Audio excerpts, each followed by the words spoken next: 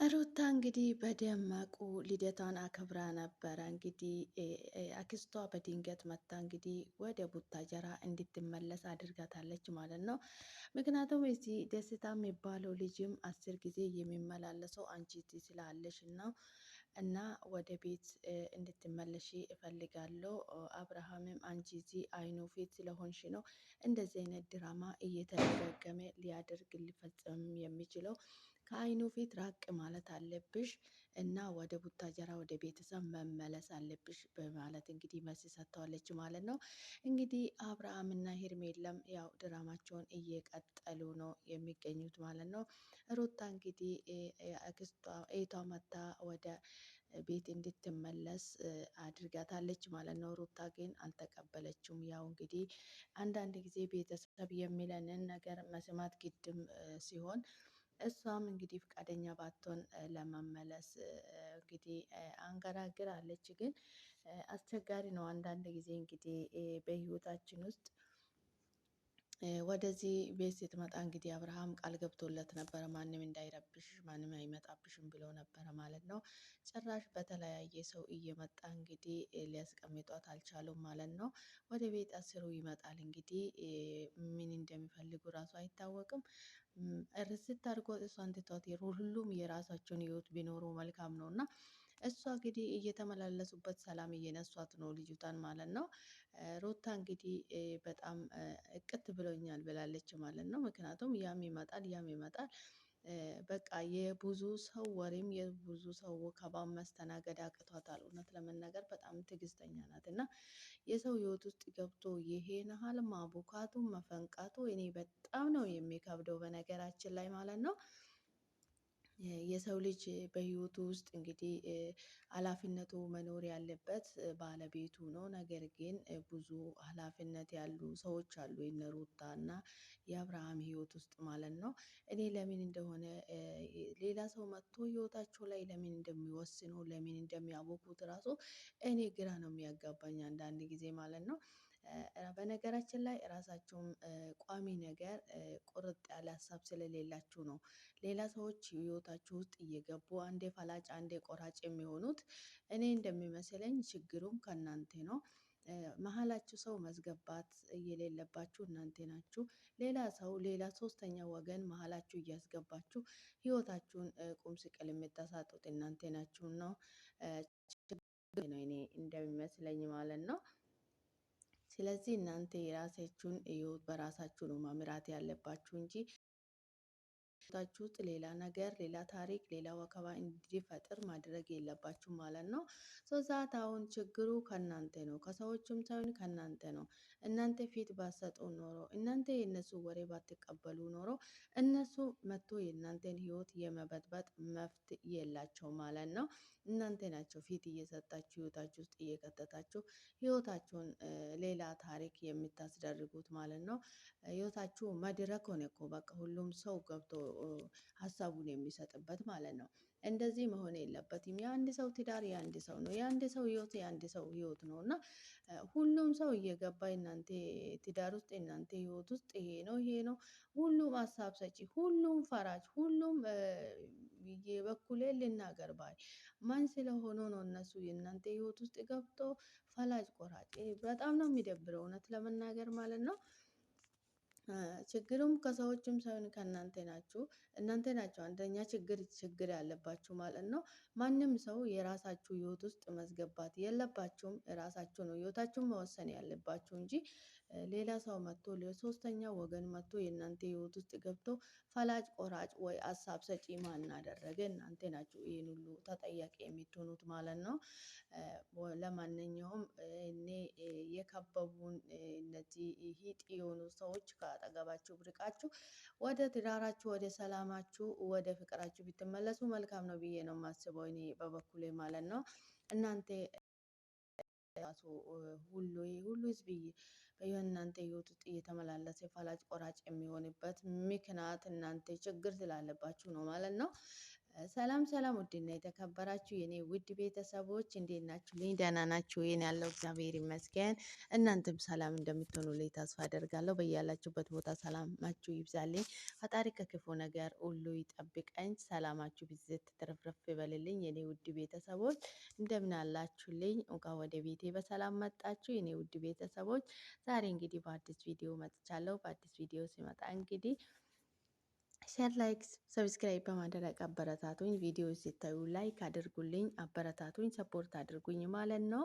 ከልብ አመሰግናለሁ ስለምታደርጉልኝ በሙሉ። ፈጣሪ ያክብርልኝ፣ ክበሩልኝ።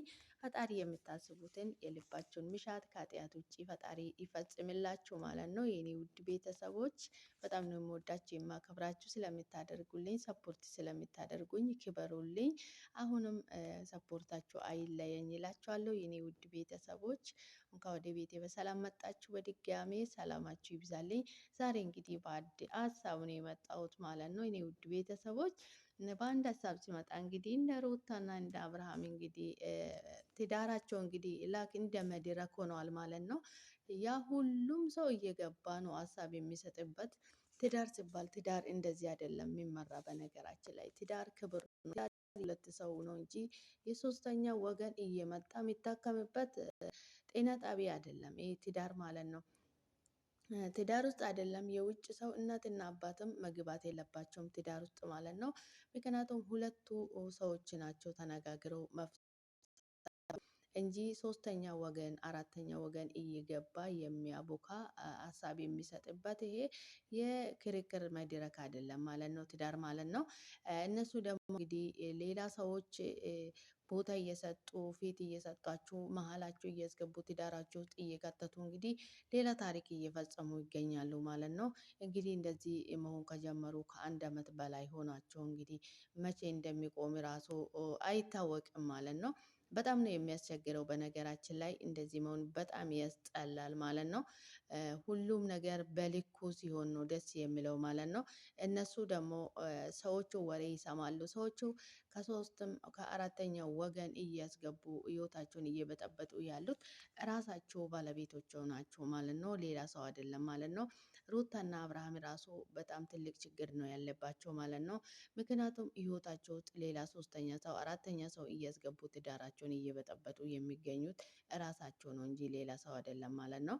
ራሳቸው አንድ ሰው የራሱን ህይወት መምራት ያለበት ራሱ ነው እንጂ ሶስተኛ ወገን አስገብቶ እንደዚህ ማድረግ አይጠበቅበትም ማለት ነው።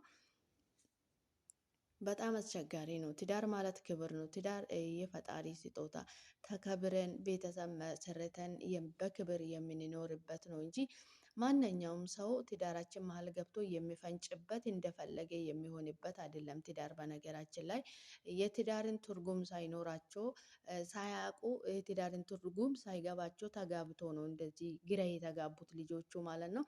አንዳንድ ጊዜ አንድ ነገር ጥልቅ ብለን ሳይገባን ከገባንበት እንግዲህ ምንም የምንኖረው ኑሮ ራሱ አላማ አይኖረንም ማለት ነው።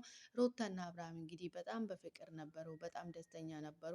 በዛ መሃል ትዳር ውስጥ ገቡ። እንግዲህ አሁን ደግሞ ትዳራቸው ወዴት እንደሚያቃኑት ወዴት እንደሚኖሩት ግራ ተጋብቶ ተጠፋፉ እንጂ እየተያዩ ነው እንጂ ተጠፋፉ ልጆቹ ማለት ነው። በጣም ነው የሚያስቸግረው እንደዚህ አይነት ነገር ማለት ነው። ፈጣሪ ልቦና ይስጣችሁ፣ ወደ ራሳችሁ ይመልሳችሁ ማለት ነው። በጣም የሚያስጠላ ነገር ደግሞ መሀላችሁ ሌላ ሰው አስገብታችሁ እንደዚህ የምትሆኑ ነገር በጣም ነው የሚያስጠላው በነገራችን ላይ ማለት ነው። መሀላችሁ ልጅ ተፈጥሯል። ነገ ልጃችሁ የሚያየው ነው ይሄ ቪዲዮ መቼም ሚዲያ ላይ ከተለቀቀ አይጠፋም። ነገ ልጃችሁ የሚመለከተው ነገር ልጃችሁ አይቶ የሚደሰትበት ነገር ነው እንጂ ልጃችሁ አይቶ የሚያፍርበት ነገር መስራት የለባችሁም ማለት ነው።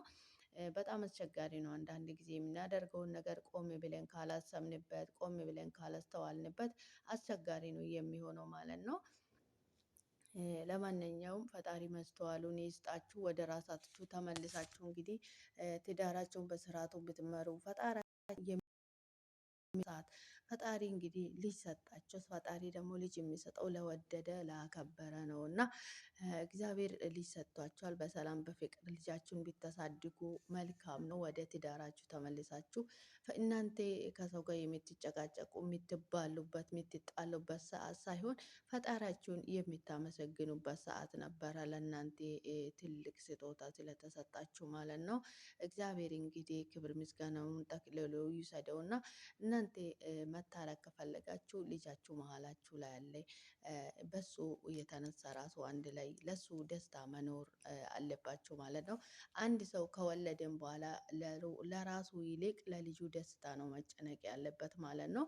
ምክንያቱም ከልጅ የሚበልጥ ነገር የለምና ልጃችሁን በሰላም በፍቅር ብታሳድጉ መልካም ነው እንጂ ዝም ብላችሁ ሶስተኛ ወገን መሀላችሁ እየገባችሁ ትዳራችሁን ህይወታችሁን ባትበጥብጡ መልካም ነው ብዬ ነው የማስበው። እኔ በበኩሌ በጣም ነው የሚያስጠላው። እንግዲህ ሁሉም ነገር ሲበዛ ያስጠላል፣ እጅ ይላል ማለት ነው። የእናንተ ጭቅጭቅ ደግሞ እንግዲህ ከአመት በላይ ሆነዋል። ከዛሬ ዛሬ ትሻላላችሁ ብለን ብንጠብቀውም እናንተ ያው ነው፣ ዛሬም ያው ነው፣ ነገም ያው ነው ሆናችሁ ማለት ነው። በጣም ነው የሚደብረው ደግሞ እንደዚህ መሆናችሁ። ወደ ራሳችሁ ተመልሳችሁ ትዳራችሁን በሰላም ብትኖሩ መልካም ነው ብዬ ነው የማስበው። እኔ በጣም ያስጠላል። በነገራችን ላይ ሁሉም ነገር ማርም ሲበዛ የሚባል አባባል አለና ወደ ራሳችሁ ተመልሳችሁ ትዳራችሁን በሰላም በፍቅር ብትመሩ መልካም ነውና ፈጣሪ መስተዋሉን ይስጣችሁ ለሁላችሁ ማለት ነው። የኔ ውድ ቤተሰቦች ዛሬ ይዤ የመጣሁት ቪዲዮ ይህንን ይመስል ነበረ። አብራችሁ ስለቆያችሁ ከልብ አመሰግናለሁ። በቀጣይ በአዲስ ቪዲዮ በአዲስ ነገር እስክንገናኝ ድረስ ቸር ቆዩልኝ። ሰላማችሁ ይብዛልኝ። ፈጣሪ ከክፉ ነገር ሁሉ ይጠብቃችሁ። ከምንም በላይ ሰላም ነውና ለሰው ልጅ ሰላም ለሀገራችን። ፈጣሪ በያለንበት ቦታ ከክፉ ነገር ሁሉ ይጠብቃችሁ። ወደ ቤቴ በሰላም